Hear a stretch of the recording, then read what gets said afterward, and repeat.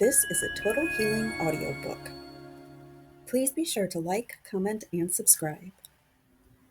Unlock Your Full Potential audiobook so you can attract all you desire. Written and read by Heather Woods, mindset and spiritual life coach. Chapter 4 Habits Begin with One Small Step. Every journey and every step starts with just one small step.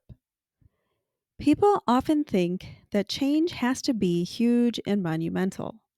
Some people also think that habits and change need to start with a large and life changing step. While this could be true, it usually doesn't work like that for everyone. Don't be ashamed of the small steps and don't think that they aren't as important. Start with small steps and work towards the bigger ones. Many small steps can also equal large steps. Your life can change permanently with small steps just as they can with large steps. Remember that small steps are also easier to make habits with. For example, if you want to start eating healthy, you should take the steps slowly. Incorporate more fruits and vegetables while still eating some of the foods that you normally eat.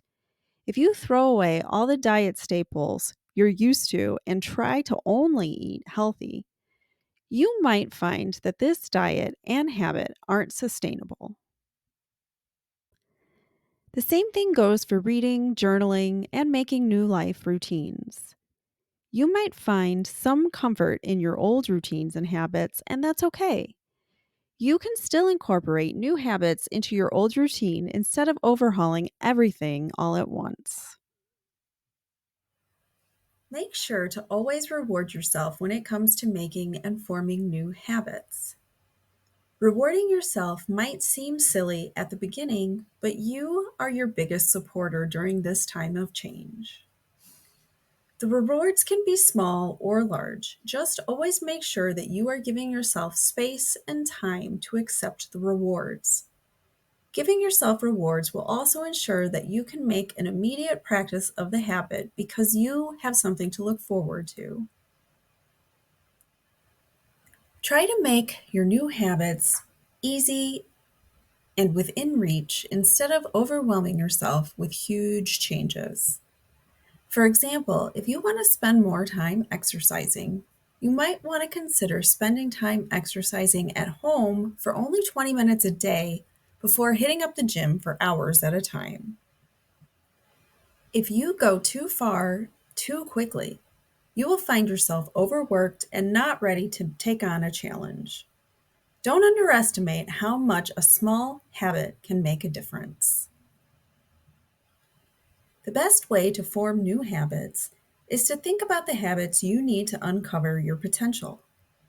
What habits do you need to start your new career? What habits do you need to form to get you where you want to go? Experts have come up with 4 questions to ask yourself when forming new habits. These questions can help you learn to form new habits with small steps. Number 1, how can I make it easy? Ask yourself how you can make your new habit easy to follow. If you make it too hard or out of reach, you will see that the habit will quickly drop out of your mind and you won't feel encouraged to keep it. Number 2, how can I make it attractive? Ask yourself how you can make your new habit attractive to follow. If you enjoy doing it, you will be more likely to follow it. Of course, not all new habits can be exciting. Try to make new habits attractive in at least one area. Number 3, how can I make it obvious? This habit needs to be obvious and memorable to you so that you follow it. For example, if you want to start taking supplements every day, put them in an easy to see spot near your water every morning so you can remember to take them. Number 4, how can I make it satisfying? Think of ways that you can make your new habit satisfying and rewarding. This will encourage you to follow it and to make it even more of a practice than before. These four rules will not make every new habit take shape immediately, but they will help you to stay on track and get you to your goals faster. It can also help you to do what you say you're going to do. By moving step by step, you will keep yourself encouraged and ready to take on every new day. Once you've created your new habit, you can start increasing it in small ways. Start small and build on it in small steps as well. As you build the habits up, try breaking them into small sections to make them easier to remember. Keeping your habits a reasonable size will ensure that you are building the right amount of momentum. For example, if you want to work out 40 minutes a day, but don't think that you'll feel up to it, you can work out twice in 20-minute sections. You can also break the exercises up into reps so that it can go easier and quicker.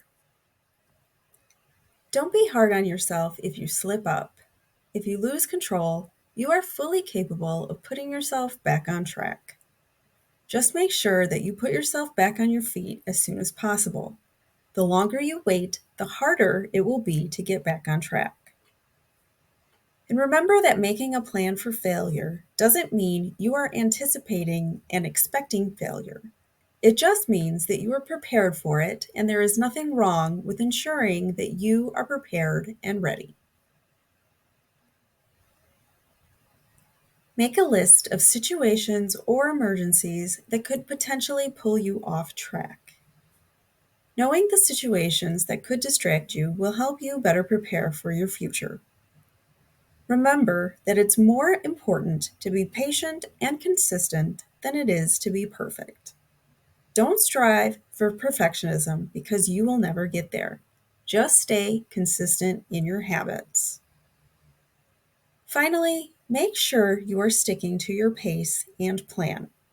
As long as you are sticking to a pace for making new habits that you can handle, you shouldn't have any problem staying on track with your habits, those small ones and the big ones.